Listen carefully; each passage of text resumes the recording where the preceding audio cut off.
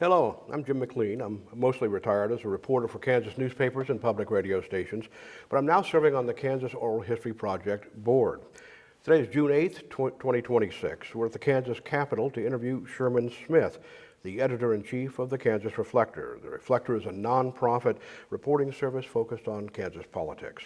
This interview is part of the Kansas Oral History Project's series exploring the contributions of reporters, editors, press secretaries, and others who inform the public about state and local policymaking. The Kansas Oral History Project is a nonprofit corporation that collects and preserves oral histories of Kansans. The project is supported by donations from generous individuals and occasional grants.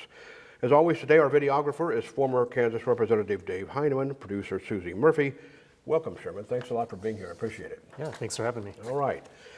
I have lots of questions about the Reflector, which I think is really important. But before we get to those, let me spend some time on your biography. I read it recently. You grew up in Lyon County, rural Lyon County. That's right. As you put it, at the end of a dead-end road. Yeah. What's the significance of including that?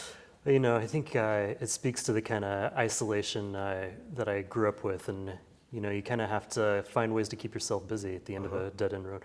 An era before Al Gore had invented the internet, we had 2 or 3 TV stations. Spent a lot of times, playing with sticks in the yard.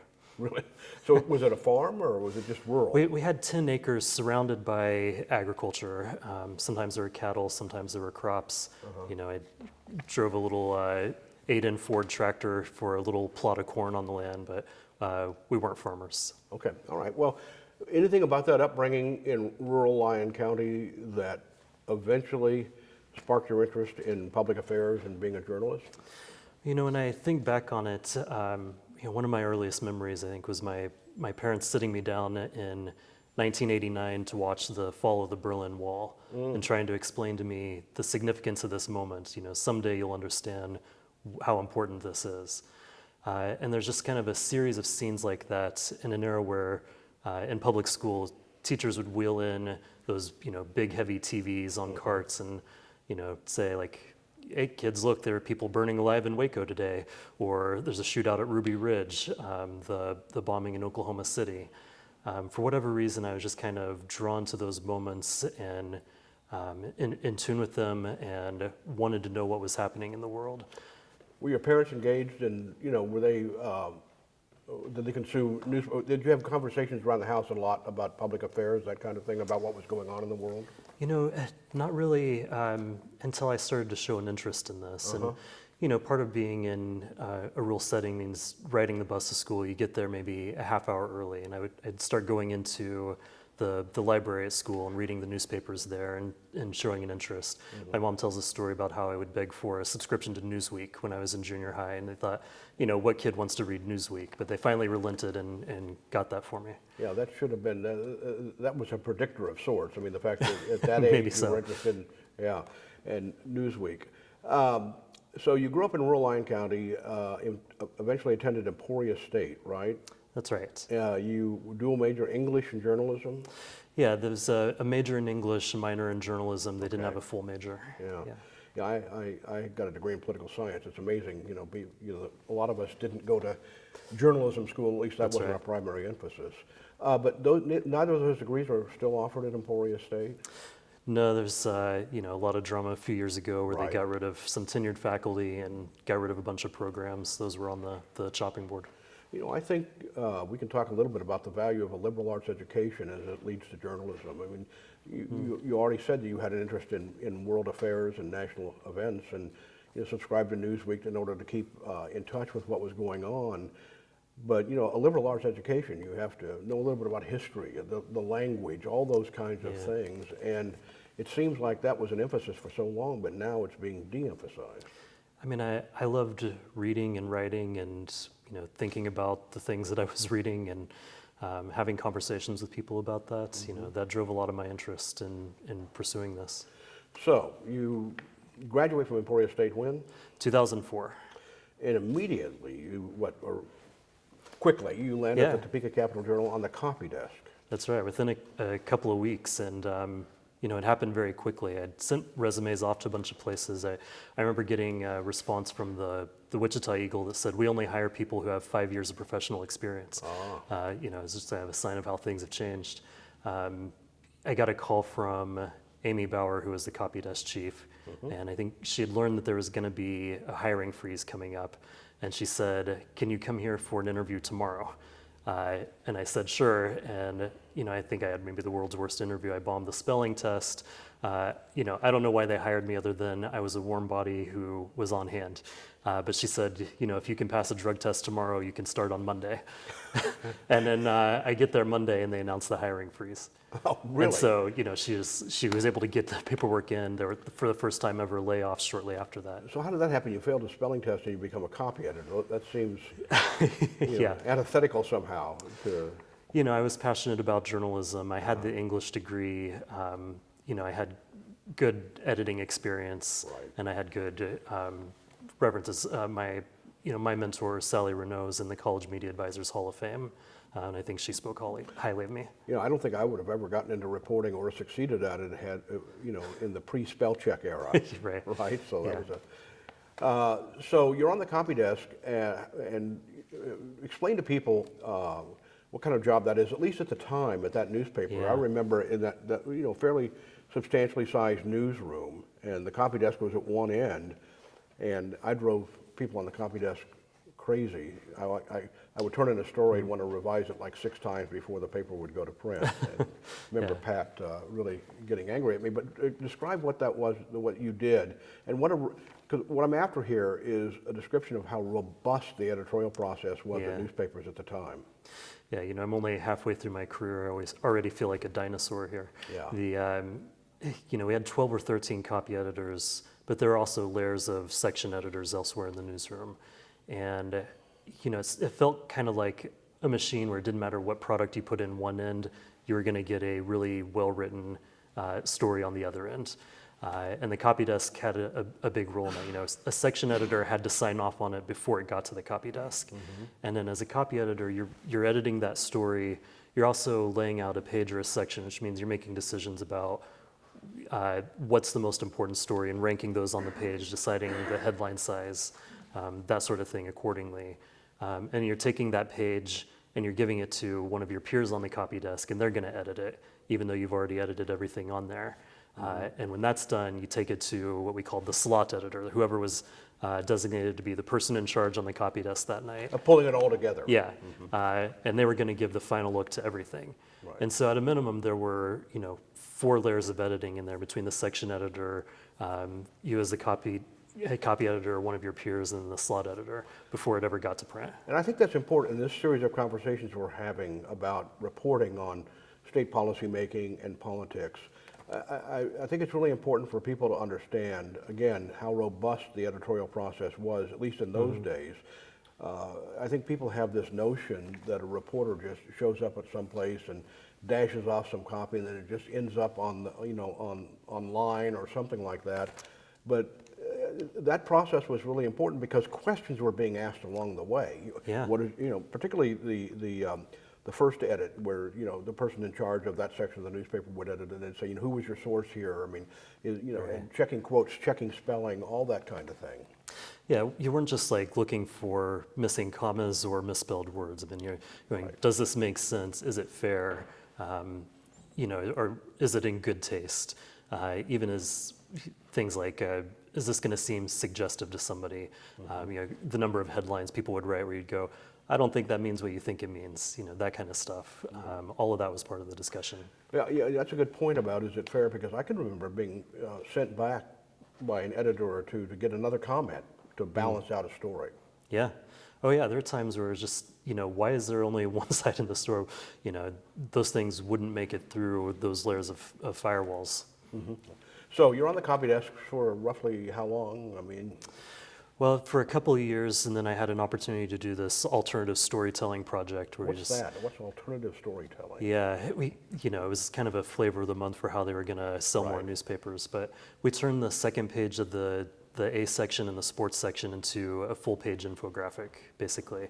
There'd be like a mini column, like 350 words, kind of commentary. Contextualizing whatever the graphic was going to be. It could be unrelated, but then that story, the centerpiece of that page would be something that might be a Q&A or bullet point, or something other than just a straight written news story. something that would be easy to digest, or it could be entirely design-driven, charts or that kind of stuff.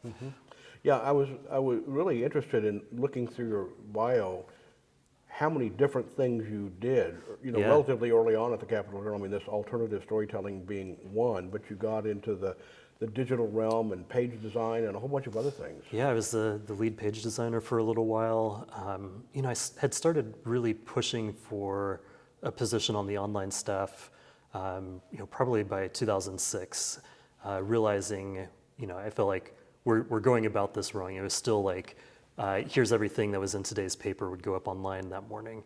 And I felt like we needed to be at the front of getting news to the audience online. I realized at a young age that more people were reading us online every day than would ever read us in print or had ever read us in print at that time. And this was when, roughly? 2006, 2007. I remember being there at the beginning of that transition when online was starting to be emphasized, but it became a really important thing when you were there, in the sense that you had that realization. I'm sure other people had that same realization, and the emphasis was on getting stuff online even before. It wasn't the daily newspaper anymore. I mean, it sort of flipped to where the newspaper became the best of what we had online yesterday. It's that kind of transition. And, I had the opportunity to go lead the online staff starting in 2011. Really at a young age to have that kind of a responsibility in the newsroom. well, how independent were you if you were leading the online staff relative to the other editors who were, had sections to be in charge of, and was there, how much cooperation was there between? We have to remember in 2008 we have the big economic downturn, and we lost a lot of staff due to attrition for a few years. And so where it was targeted was really removing all of those middle editors from the process. And so what it meant was hardly anybody was looking at copy before the copy desk came in the afternoon. I decided to approach the online side. I would get in at like 7 in the morning, and I thought, I'm going to approach this like a slot editor for a new medium. And I would go, wrangle the breaking news reporters, start talking to the other reporters, like, what are you working on today? When is it going to come in? Having those conversations. Even before the morning meeting, did they still have the morning meeting in those days? Those were long gone. Long and gone. So, I think I kind of filled that void a little with how I was running the online staff. Really acting like an assistant managing editor for a while. Nobody told me I could do this. It's just sort of like, if we're going to have a viable online product, this is what we got to do. There has to be some quality control. And Yeah, that's what you yeah. were trying to do. Yeah, I mean, just for context, when I was there, all the section editors and the manager would meet, meet in the front office there and have a conversation about what was going to be covered that day, what was going to be in that paper, and relatively speaking, what was the most important story, and kind of right down the line. But as you say, when those section editors were eliminated, I mean, that meeting became, moot. I mean, there's no Right. reason to have it. Yeah, by that time we had a managing editor still, and then a sports editor and a photo editor. Okay. So you then were in charge of the online product, and eventually you rose to the position of managing editor, right? Yeah, for a couple of years there, I was the director of digital audience, which meant not just for the newsroom, but across the other departments, circulation and advertising as well, which really just showed me how much I missed only focusing on journalism. Oh, I can imagine. And a new publisher came in, and I had the opportunity to be the managing editor, and it was like, finally I get to go back to doing this. And it also felt surreal. It was the fall of 2015, again, at a young age, having these opportunities, primarily because of where the newspaper industry was at. The ones who stuck around were the ones who got the opportunity. Right. So managing editor, I think you make the point in what you submitted as your bio that you oversaw a staff of more than 40 people. Yeah. And those weren't just reporters, right? Right, that includes sports staff, photo, the remaining copy desk, and all the news reporters. Still a fairly, pretty robust. It's pretty robust, yeah. But it wasn't long before that changed, right? Right, and it was difficult to see this happening because we had what I felt like was such a strong reporting team on the news side for that point. I would put them up against anybody else in the state at that time. People like, of course, Tim Carpenter, but Jonathan Shorman, Celia Yopis Jepsen. Andy Marceau. Yeah, Andy Marceau. Meg and Justin Wingate, just keep going and going. The people who did such great reporting. Katie Moore started when I was managing editor, the Capital-Journal is with the Marshall Project now. So many talented reporters at that time, all together in the same newsroom. Yeah, you could go down the line. Tim Carpenter's with you at the Reflector. Celia is with KCUR and Public Radio in the state. And Jonathan Shorman, is he still with the... He's now with the DC Bureau at States Newsroom, our parent organization. Oh, is? Yeah. He left the Star then? He did, yeah. Okay. So anyway, you had a good newsroom, Yeah. chock full of good reporters. And, it went away very quickly, we'll say. There's still good people left behind, but just the numbers rapidly deteriorated. One of the, when Jonathan left, we slid Allison Kite. We were able to hire Allison Kite, who had been with the AP for a brief period, into that role at the State House alongside Tim. And then the Star hired her away. And I just kind of looked around and thought, we don't have enough people around to have an executive editor and a managing editor and a couple of other editors still.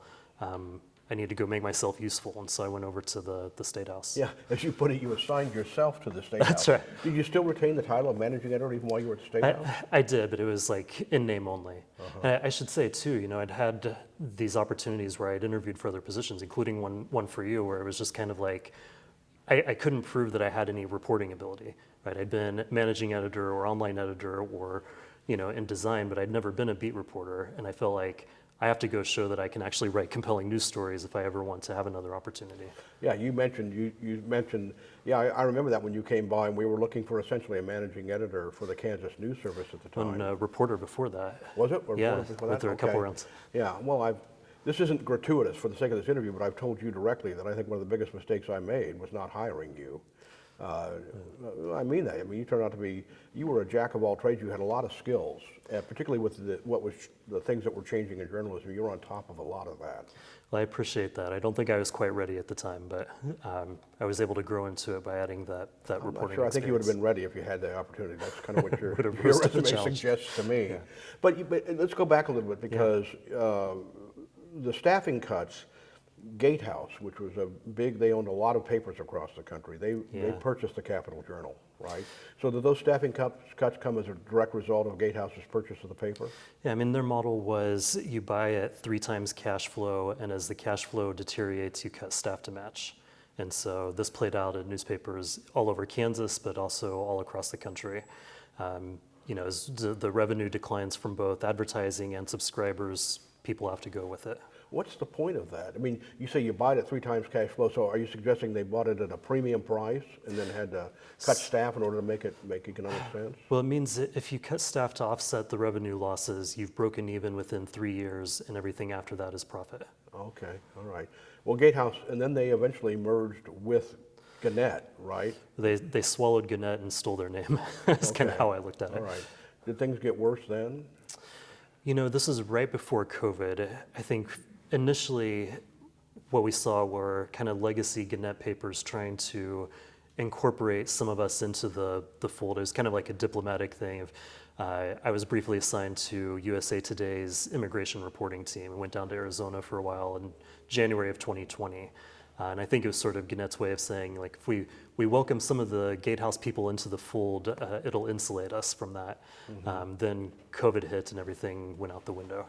Well, I looked around because one of the things we've talked about in this series of interviews was just the changing nature of reporting specifically to the State House and the attention being paid to what was going on in the State House, but also the political atmosphere in the state and things like that. In other words, and the disappearance of local newspapers, and particularly, the state's history of very influential editors in communities across the state, and the role they played in, really keeping watch on the politics and the policy and all that kind of thing.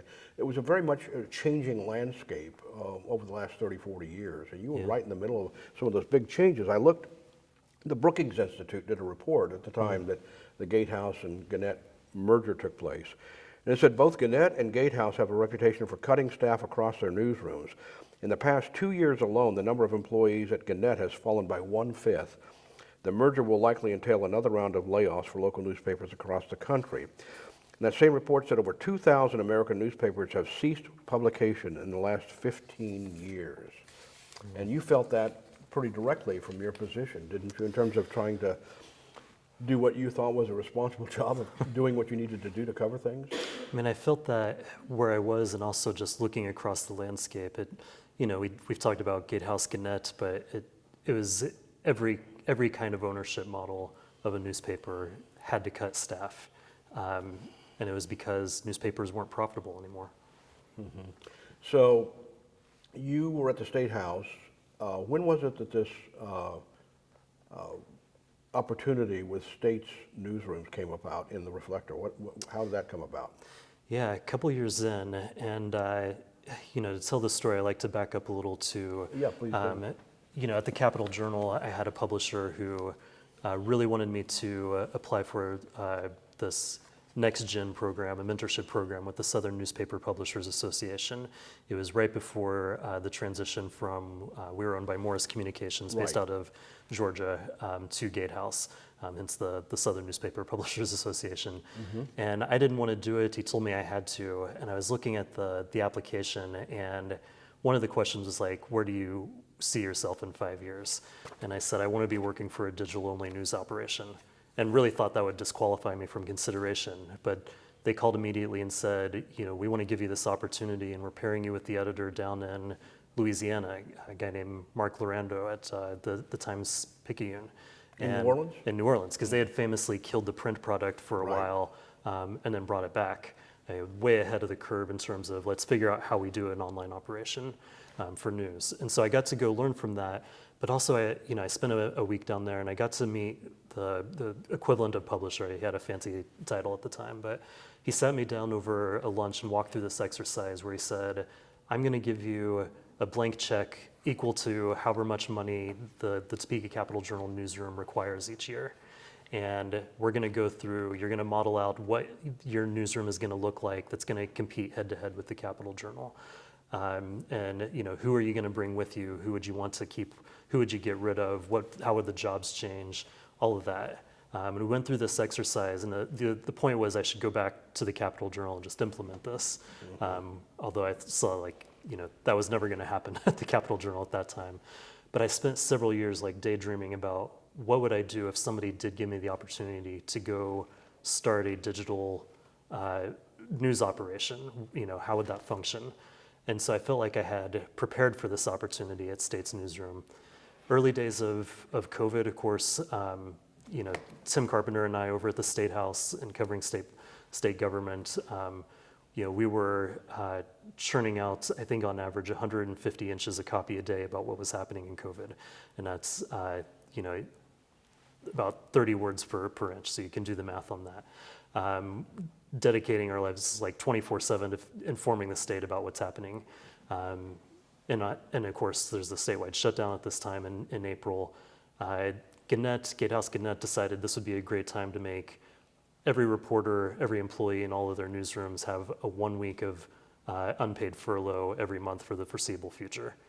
And so as I was going into that, I put something out on social media that just said, I was doing my part to support the bottom line of shareholders in New Jersey, and if you want to stay up to date on what's actually happening in these scary times, here are people who will actually be working this week.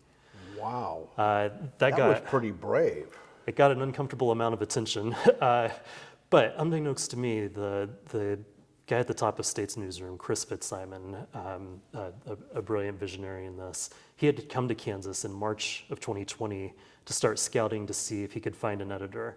And several people had said you should talk to Sherman. Yeah, you may have talked to. I remember that. Yeah. He talked to my good friend, now my opinion editor, Clay Wirestone. He was at Kansas Action for Children at the time, and Mark McCormick and others had said he should talk to me, but he had to get out of town within 2 days because COVID had hit. And so I think it was about the time that tweet had gone out, my ill-advised tweet. Clay called and said, I met this guy from North Carolina who has this crazy idea about launching a news service in Kansas. I think the two of you should talk to each other. So Clay put me in touch with Chris. I had a conversation with him and a follow-up with him and Andrea Berry-Kokis. And within, I think within a week or so, they had offered me this opportunity that I'd been dreaming about for several years at that point. That's a great story. What prompted you? What was in your head when you posted that online? I mean, obviously you were frustrated. Yeah, I saw this is an unprecedented moment in our history, an unprecedented appetite for news and information about what's really going on. Yeah, life and death to some degree. And it could not be, there had already been signs, but it could not be more clear that the people in charge of this company don't actually care about the product they're selling. That's what I had in my mind. And so when you posted that in a peak of frustration, perhaps, Yeah. and did you have any notion that it was going to catch fire, catch the attention that it did? I didn't, and to their credit, nobody ever actually said a word to me about it from inside the company. Really? But you can check the impressions. It made the rounds. Oh. And so that's what, and it speaks well of Clay too, that he had a conversation about perhaps getting this position, and yet he thought you were the person who might. Yeah, Clay and I have a little Best bit different version of this story, but the way I see it, Clay thought it would be borderline insane to go try to create a news organization out of scratch on the internet in the middle of a pandemic, and I thought it was a great opportunity. And so talk a little bit about, you've mentioned all these names in States Newsroom and the origin of that and what the idea behind it was and what they perceived the need to be. Yeah, Chris had been doing some really innovative stuff in online journalism since the, I think, early mid-90s. But about 10 years before States Newsroom, he had launched a news organization in North Carolina as a nonprofit, public service driven. Let's get journalists back into the State House, focus on policy, really inform people about what's going on so they can make informed choices when they go to vote. And at some point they realized maybe this is a model that could work across the country. At the same time that was happening, the Kansas News Service was an attempt to do that as well, and we ended up starting that at the Kansas Health Institute and then migrating it out to the point where we became partnered with all the public radio stations in the state. But I can remember going to Menlo Park in California because the Kaiser News Service was just, they were contemplating it then, Right. and there were a few, the Texas Tribune, there were some models around the country starting to pop up and be successful. Cal State Today, Mississippi Today, Cal State Matters, I should say. Right. The St. Paul Pioneer Press ceased publication, and then they tried to, an online product up there. That Right. stuff was happening across the country. People were trying to find a way to do it, make it viable. And States Newsroom had started this in 2018. It started launching, let's say Nevada was first, and then maybe Florida, Virginia. We ended up 2 years later, we're I think 16th or something to come along. Since then, they've built out to 39 states, and they stopped there because, as you say, there were some of these existing efforts in other states where they thought, we can have content sharing agreements with them. We don't have to go compete with them. We're not going to beat the Texas Tribune. Right. So there's the equivalent of the Kansas Reflector in 38 other states around the country. That's right. And they're all focused particularly on covering state government. Yeah, that's the why we exist is to cover state government and politics, to really have boots on the ground in state houses where even just since I came over here in 2018, the ranks have been severely depleted. Mm-hmm. Yeah, I can remember the press corps when I first came in the early 80s, and it really, it's just not comparable at all in terms of the numbers and the expertise. Yeah, size and experience and expertise is it. When I came over in 2018, there were still these titans, not just Tim Carpenter and John Hanna and you, but, you guys were all people who could command attention from, I'll put it this way. If Governor Brownback was coming to the Capital-Journal to talk to the editorial board, he would only do it on the contingency that they informed him whether Tim Carpenter was going to cover it. Yeah. That kind of thing. There were a whole layer of experienced reporters then underneath you guys who were the best of the best in Kansas. And we've lost so much of that expertise. A lot of times what we see now are reporters who may become exceptional, but they're in the first couple of years of their career and they're not going to stay here very long. Mm-hmm. This wasn't the opportunity Right. for that. So the Kansas Reflector, let's talk a little bit. You have a staff of how many? We have a staff of 5, including myself. And and entirely focused on covering the state. And, Yeah. and you count Clay among those, right? I Those do, five? yeah. Me, an opinion editor, and 3 reporters. And does the model in every state have as robust an opinion element to it as you guys do? Because Clay Wirestone is the opinion editor, and he's very good, and he does what columnists and opinion writers should do. They're provocative, right? And he's provocative. He's provocative, but he's informative, and all of our opinion writers. Max McCoy is one of our most popular contributors every Sunday. They're informative. A lot of it is reported columns. It's not just Explain shouting that. opinions. Explain what is a reported column versus just somebody dashing off their opinion?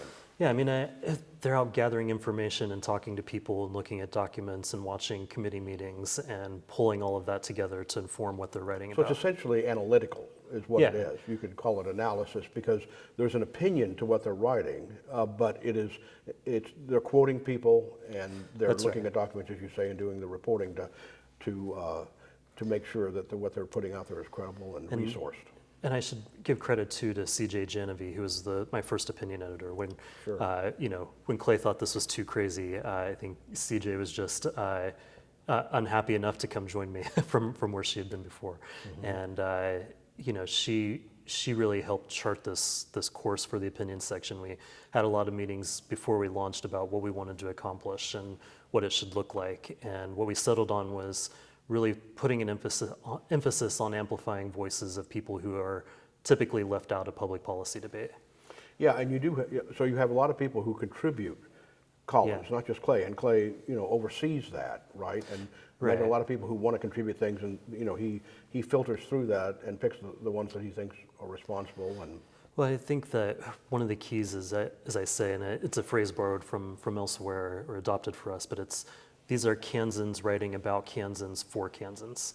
A lot of times when you see commentary about Kansas, it's either written for a national audience or it's somebody parachuting in, and there's kind of a voyeuristic aspect to it, right? Like, get a load of how things are working over here in this state. We are serving the people of Kansas with this. so in that sense, it replicates the old newspaper model where you had straight news reporting, and then you had, again, an opinion page, an editorial page. And so that was the model in newspapers, and yet when I look at the Reflector and the product you put out, it seems that some people take that opinion page and what's written on an opinion page and they extrapolate and they think it somehow slants all your news coverage. Yeah, I've also had people who assume that Clay's the editor-in-chief because that's the figure that they know. Clay does do a great job with the opinion section, and I think that the attention that he gets is a testament to the job that he does. Right. But it's at the end of the day, we publish exactly one opinion article every day. There are 2 to 5 or sometimes more local news stories, plus stories from the States Newsroom's DC bureau. Occasionally stories from our partners. State Line is an enterprise reporting outfit that started by Pew and it was handed off to States Newsroom a few years ago. And so really that one opinion article is like just a drop in the bucket of everything else that we're doing. Yeah, I didn't know that. I remember State Line. I didn't know that had been handed off. That's right. So when you go to your website, I mean, you have coverage not only of what's going on in Kansas, but you have articles from the other States Newsroom publications around the country. Yeah, I mean, I try to curate these to make sure that what we're republishing are things that people in Kansas would actually care about. Somewhat relevant, like an issue that's prominent here is also prominent someplace else, and they can. That's right. And also make sure that the balance is in proportion, that we have most of what we're offering is still what we're producing here in Kansas. But put it together, it's a pretty substantial resource because you have all those partnering opportunities across the country. Well, it is, and it's, we see this again as a public service. We make this free for everybody to read. We also make it free for all the other publications to republish.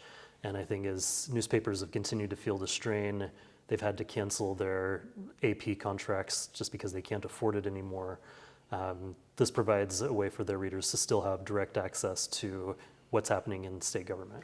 I think that's important too, because I remember we had John Hanna, the Associated Press reporter, the longtime veteran reporter here at the State House, in a previous interview, and we talked about the model of wire service reporting when he broke in. I mean, they covered every committee meeting, and they had pumped that out on the wire. And not only that, there were 3 full-time reporters in the AP Bureau, 3 full-time reporters in the UPI Bureau, right next to one another here in the State House, and they just cranked out material all day long. And you know, that model is long gone.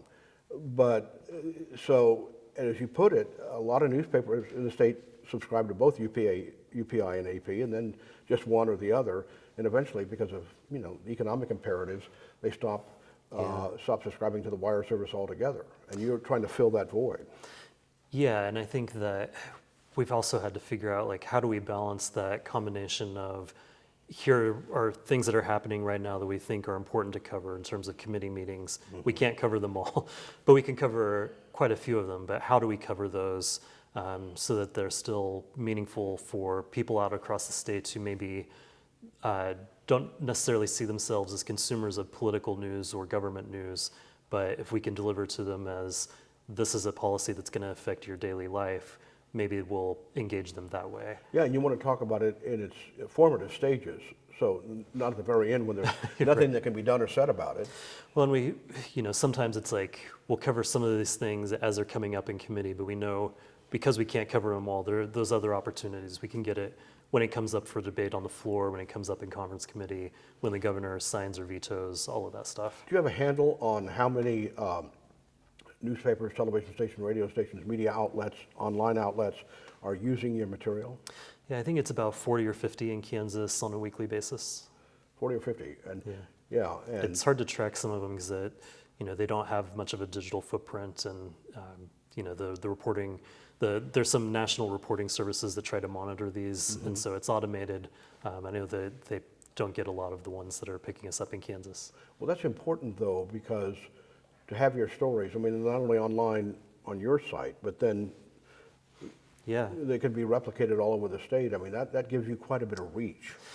Yeah, I heard one of the numbers that they were talking about at States Newsroom's headquarters the other day was that just on our websites across the 39 states, we reach 20 million people each month, but there are also like 200,000 reprints. And so, countless other people are reading that work. So to break that down, you reach 20 million people just through the product you put on your websites. Yeah. And then 200,000, did you say? Yeah. And so, and you haven't quantified how many people you're reaching through those, right? Right, and it's, we don't track page views. We don't see that as a valuable metric, but we're thinking about, we're reaching people on our site. Are we serving other publications that are picking us up? Are people having conversations about what we're writing?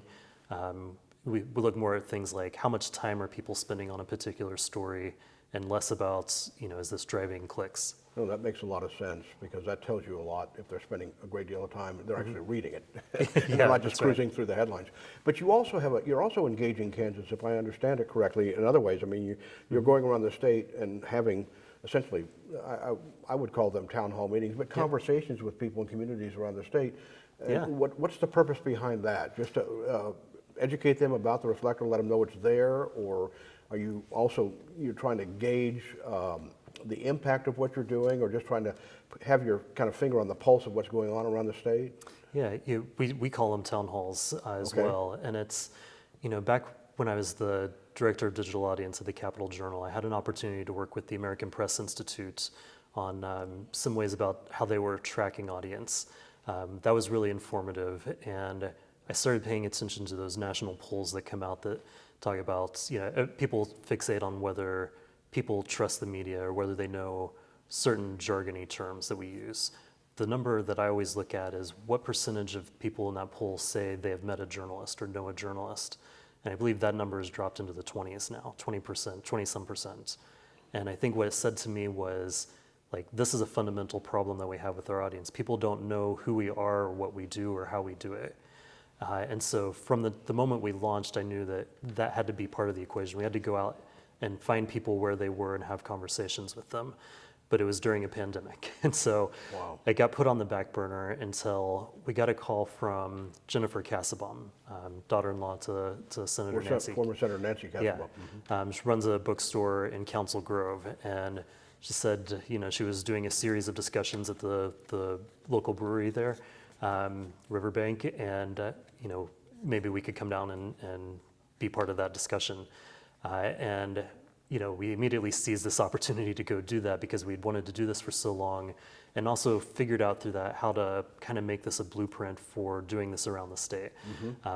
The short answer being make somebody else do all the work of organizing the time and the place and setting up the mics and you just and all show of that up. stuff. Yeah, we just have to show up.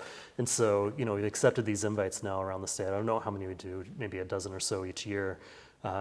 Maybe more, going out to various towns, big and small, but mostly small, and everywhere from Washington, Kansas to Lindsborg to you name it. I've got one in Park City coming up in a few weeks. What's the elevator version of this of the opening that you Yeah. use on those meetings? I'll give a very condensed version about what the Kansas Reflector is and how we operate and how many staff we have. Try to hold that to 5 minutes. We just, if I have other staff with me, people come as they're available, little introductions as to who we are, and then we open it up for questions and take questions for an hour and a half. And I just think this is so valuable in hearing what readers really find interesting, what they're in tune with, what they want more of, the reporting that has impacted them, the reporting we're not doing that they're mad about, that kind of stuff. It allows us to, sell our story a little bit, connect with readers, kind of strengthen that. More people find out who we are because of this, but it informs us in our reporting and our understanding of the news as well. I would also say that it's been really rewarding for staff, especially if you're in the throes of the legislative session, you're working long hours, everybody from lobbyists to lawmakers are, raining down, telling you what terrible people you are, and then you go out on the road and there's a room of 100 people and they're cheering for you. They're interrupting what you say to clap and show their approval. That can be really rewarding. Do you get any contrary reaction when you're out there? For instance, what do you sense the reputation of journalists is when you go out and you meet with the public like that? I mean, every poll suggests that journalists are not held in very high regard these days. Our experience has been very different at the Reflector.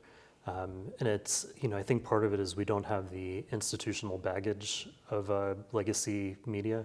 I think part of it is that we're nonprofit. We're not doing this so that somebody can get rich. I think that helps. I think the fact that we're going out and talking to them and making ourselves available helps. We've gone just on reporting projects in parts of the state where people are happy that somebody is there and cares about them and what's happening in their community. So our experiences have been almost entirely positive. The most common feedback we get might be from somebody, I remember an individual in Lindsborg was upset about a story one of my reporters did where she covered the USDA Secretary Brooke Rollins had come to Kansas City and announced some new rollout of funding support for farmers. Yeah. And she had just covered it, my reporter just covered this from the live event coverage of so-and-so is here and this is what they said and here's how it's going to affect people. The complaint from the person in Lindsborg was, we didn't go out of our way to tell everybody what a terrible human being Brooke Rollins was. Oh. We had to explain well, that's not actually what we do. That's not part of reporting or how we would tell these stories. Mm-hmm. So if you want to do a personality profile on her, it could come from any one of the States Newsroom entities if that was important, but that wasn't your job that day. That's right, yeah. Mm-hmm. Yeah. So what do you say to people? I mean, obviously you don't get much of this when you're out on the road, but what do you say to people who think that there's a progressive or a liberal slant to your coverage? Yeah, do you hear that at all? I see that sometimes on social media. Yeah. What I see... And you hear it in this building some, I would expect. Oh, sure, of course in this building. But I have to tell lawmakers all the time, I'm not doing this for you. I'm doing this for the public. Mm-hmm. I think one of the things that would surprise people is that I think the majority of our readers are what I would describe as Republicans who are upset with Republicans. I think we see that especially in places like Council Grove. Virtually everybody in that audience is a Republican, or would identify, I think, as a Republican. I understand there's that slant. I think what we see, or that attack, that somehow we're slanted. I think all journalists see that in some form or another. What I've seen, particularly from readers on the right or critics on the right, is a sort of mentality of if you're not with us, you're against us. That's sort of how I characterize a lot of their criticism. And I think what I see from the left is a lot like that guy in Lynchburg, like, you're not going far enough to support our cause. And of course, I have to say to both of them, that's not our objective here. If you're in the middle of those two contentions, you might be in the right place.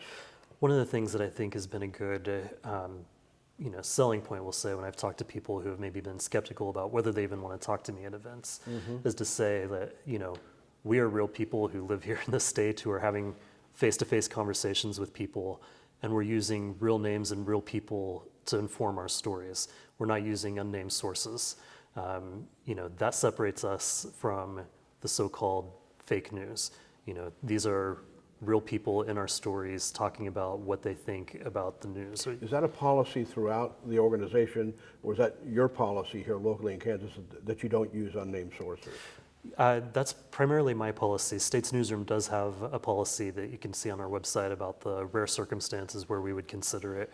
The most common use would be, and we have done this when we're dealing with survivors of sexual assault, for instance. We're not going to identify them publicly without their consent.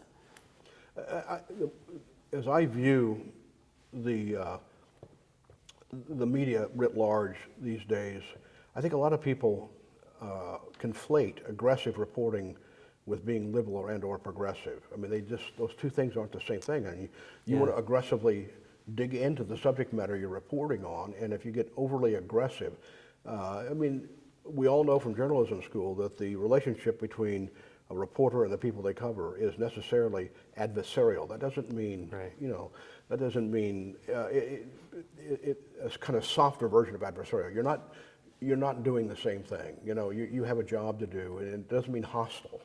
But that's how it gets. That's how it gets interpreted sometimes these days.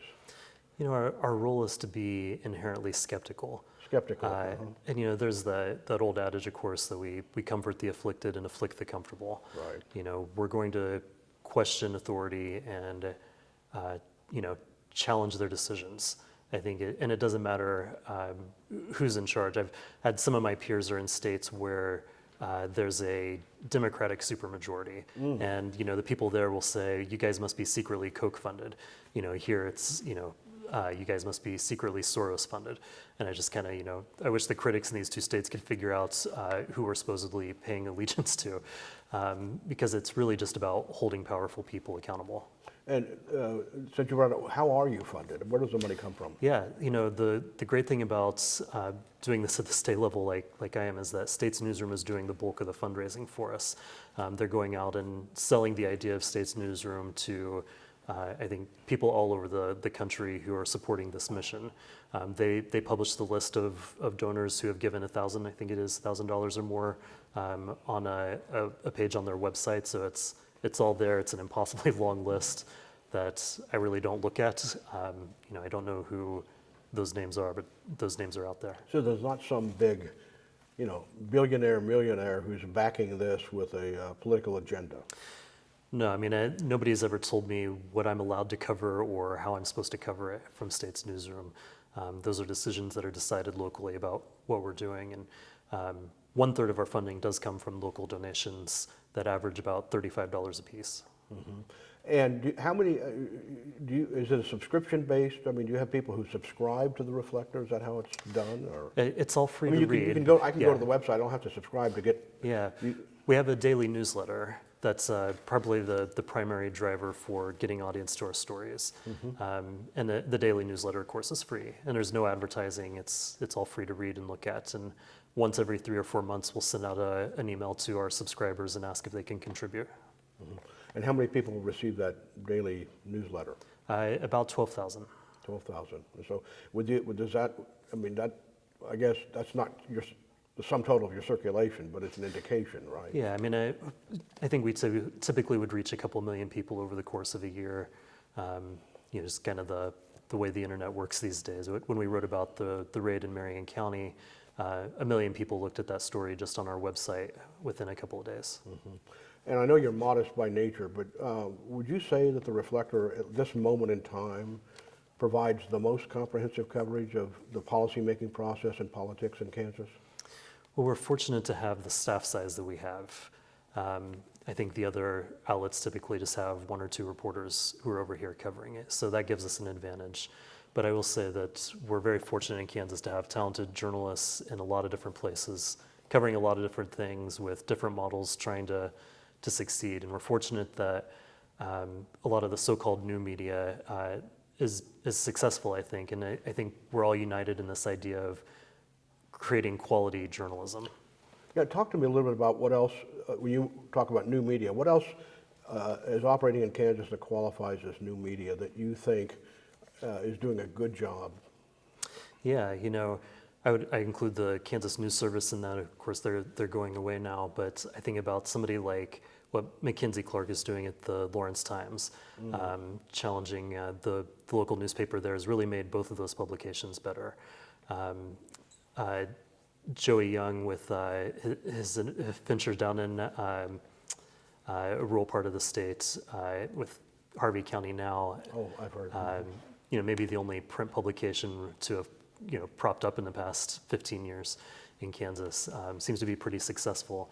And of course, there's a high schooler out in Hutchinson who decided to create a newspaper to challenge the Hutch News when it was depleted by Gatehouse Gannett. It was so successful that Joey's now had to acquire that so that that kid could go off to college at KU. There are adventures like that. I think the Beacon, another nonprofit who's they were in Wichita for a while. They're still in Kansas City. Really covering the community at a smaller level. And Johnson County Post too. Yeah, Johnson County Post, Jay Center. I mean, they were an early entry into the new media sphere here in Kansas. Started out as a Shawnee Mission Post, didn't it? Or? Yeah, I believe so. Okay. And there's some other initiatives that I think are interesting happening at the college level. There's the Tiger Media Network out at Fort Hays, trying to cover you know, a region that doesn't have hardly any coverage out there. I think about what Terry Feineman has done with the Eudora Times at University of Kansas, really just creating a small town newspaper for a small town that didn't have a newspaper. Partnership, isn't it, between the J School at KU and Eudora? I mean, don't they supply the reporting, some of the reporting? Yeah, I mean, it is a KU product, the Eudora Times. So it's students who are taking class. I think there's some paid positions out there. You know, they're trying to make that work. So, any parting words of wisdom for people? I do know that. How is the Reflector in your coverage? How is it accepted? How do you navigate the State House here? Because I know there's some criticism. I mean, I know that Tim Carpenter, the award-winning aggressive reporter, we've interviewed him for this series too. That, you know, hasn't he been barred from certain like news conferences and so forth in the Capitol? I don't know that he's been barred from news conferences, but you know, I think that we are both respected and hated at a whole other level than some of the other outlets here right now. Part of that is just, you know, how we cover, having the audacity to tell people what's really going on sometimes.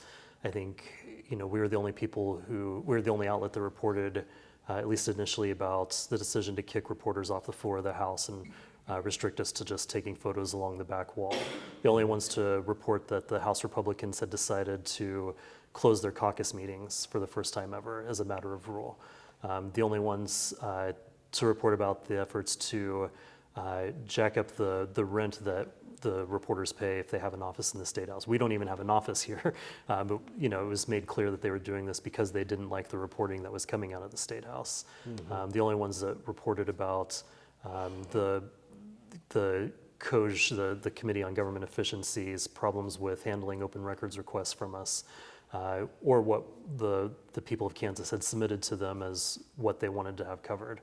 You know, we can keep going down that list, but you know, sooner or later, if you're the only one saying this is a problem, it kind of puts a target on you. I would say it also goes the other way. We had an issue here recently where the Kelly administration put out word that they were going to have an off-the-record news conference, and you had to agree to certain terms to not identify the people who were going to be delivering the information at the news conference in order to show up to the news conference. And I threw a fit about it and said, I'm going to write about this policy. There's no way I'm going to agree to these terms to cover this. And the initial pushback was like, hey man, all the other reporters agreed to this, what's your deal? And I had to go through like why this is problematic. And eventually, like 5 minutes before the news conference, they decided it'll all be on the record, you can name everybody, and it's the same rules for everybody. So if we're the only ones who are willing to take on those battles, then so be it. Yeah. And so what did I not ask you about that you think is important to chat about? I just kind of like to make the point that even though we talk about how the news industry is struggling, more people are reading news stories than ever before. The appetite for quality journalism has not gone away. And I think that gives me hope for the future. I don't know what financial models will survive or thrive in this climate, but I think as long as we stay focused on providing compelling news stories of public interest, there will be an audience for that. I would agree with you that the appetite is there, but what's important is that the product that's delivered, is a responsible product. And it is. So the editorial process, having a robust editorial process, is still vitally important. I think having the experience that I had at the Capital-Journal prepared me for what we're doing at the Reflector. I think a lot about a particular newsroom leader we had at one point who he said to us, we have to stop thinking about journalism with a capital J and just start thinking about content. And what he was getting at was we were awful fussy about what standards we had for a news story and the editing for that. And all he cared about was having more things that people could click on the website because that would make more money. I think the lesson was we should have been leaning into the so-called journalism with a capital J because it's a very specific kind of content that we provide that increasingly few actually do. This is a very specific thing that people want. They want quality journalism. They want reporting with ethical standards and some skill behind it. I think we have to, as an industry, we have to focus on that as our North Star. So as a parting line here, you are committed to journalism with a capital J at the Reflector, right? For lack of a better term, yes. All right. Sherman Smith, Editor-in-Chief of the Kansas Reflector, thank you very much. Thank you for having me, Jim.